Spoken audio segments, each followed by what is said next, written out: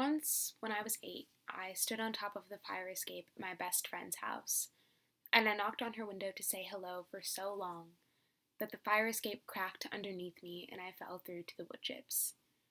It was a 6 to 10 foot fall, and at the time I was just over 4 feet tall, and I remember hitting the ground and looking up at the sky and thinking about how nice it was to finally be at a lower place.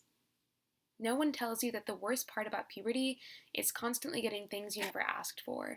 In many ways, I was happy at 4 feet at the bottom of the fire escape, but my best friend's dad raced downstairs to find me scraped and bleeding in the basement and carried me out of the woods.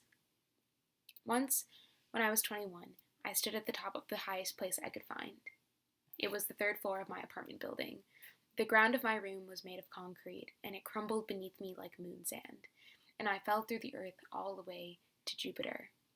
It was hot on the way down. There was no breeze, and the loneliest parts of me were swallowed by a giant red spot. My eczema flared up in that vacuum. My steroid cream fell out of my pocket when I was still standing in the highest place, and now I could feel my pancreas revolting. Now I could feel my appendix ejected. No one tells you that the worst part about turning 21 is feeling useless when you pretend to drink champagne for the first time. What is the point of the fresh view? I hate not having any more baby teeth.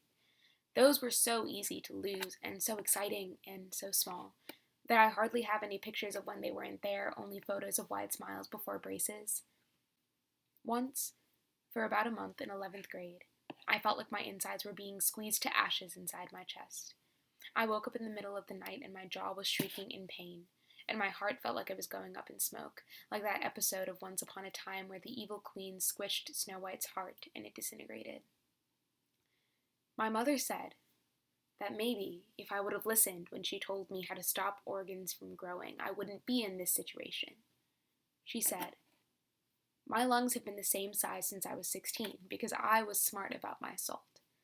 And I put a ceramic mold around anything that could be squeezed, and I haven't felt any pain since."